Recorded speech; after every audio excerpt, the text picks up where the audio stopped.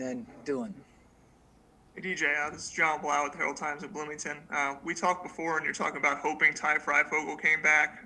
When he did, kind of what was your reaction, and kind of what do you feel about this receiving core now that has you and him and a bunch of other guys in it? I was excited when I seen Ty Fry post that he was coming back. It gave me a lot of confidence that we would have, older guys in the room willing to lead, and take the next step.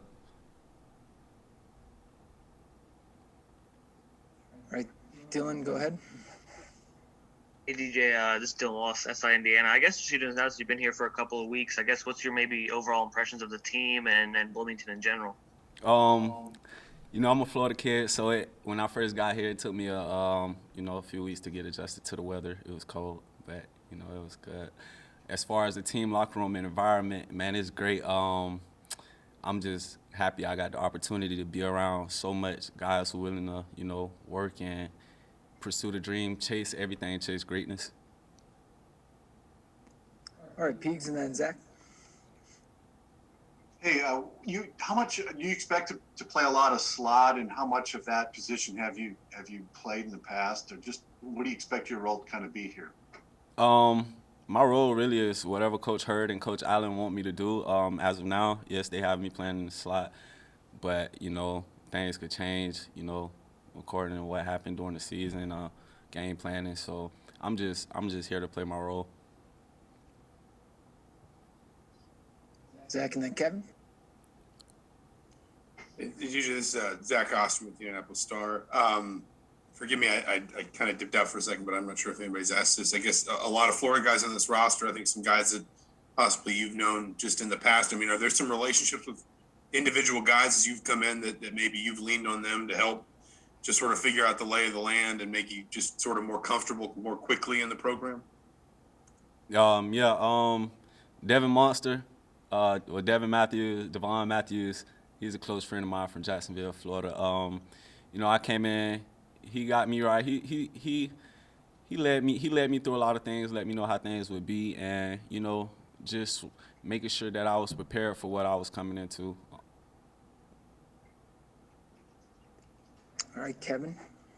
Hey DJ, Kevin Brockers from CNHI. I'm a Miami alum, so I remember your punt return for a touchdown against the Hurricanes a couple of years ago. What element do you intend to add on special teams and returning, and how much has that been something that you've honed over time? I mean, have you been a return guy since high school, or what? How do you excel in that area? I couldn't hear the last part. You kind of butted out. Yeah, just about your ability as a return guy. Punt return, that's something that I've been doing my whole life. Coach Allen told me that I would have the opportunity and chance to play it when I got here. That's something that I take extremely serious. I take all special teams serious. I love special team. I'm a special team guy. That's what got me on the field when I first got to college. So that's something I take tremendously serious. All right, Dustin and Matt Weaver.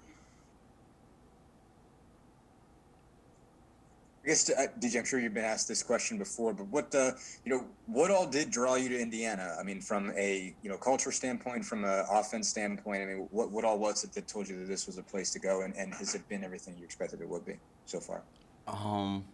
When I first entered the transfer portal, Indiana was like one of the first schools to reach out to me, and, I have been hearing so much great things about Coach Allen, and, for Coach Allen to reach out to a guy who's already graduated, who's already played, who already had experience, and give me another opportunity to come to a winning program, a dominant, uprising program.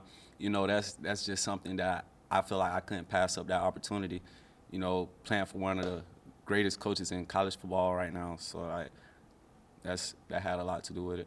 And Indiana is everything that I imagined. All right, Matt and Rick Bozich.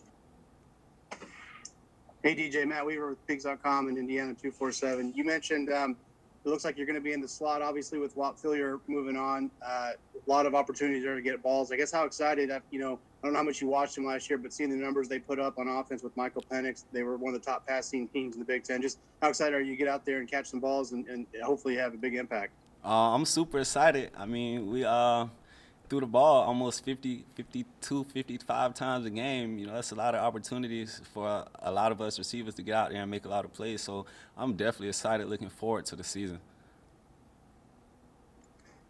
All right, Rick, last one for DJ. Yeah, DJ Rick Bozich, WDRB in Louisville. How much until Coach Allen reached out, were you aware at all of Indiana? What did you know about it? And it really, last year's when they put themselves on the map, did you follow them at all as they started winning and getting more national publicity? Yes, sir. Actually, I started following them before the season started. You know, before everything kicked off, I was already tuned in. You know, ready to watch. I already knew of Mike Penix. I knew of Walt Failure. I knew of Ty Fry. I knew of Devin Monster. I knew of a couple guys. So I was tuned in. I really do know Indiana University for basketball. I'll call this Oladipo School, and that's pretty really how much everything I knew about Indiana. All right, DJ, thank you. I appreciate y'all. Go Hoosiers.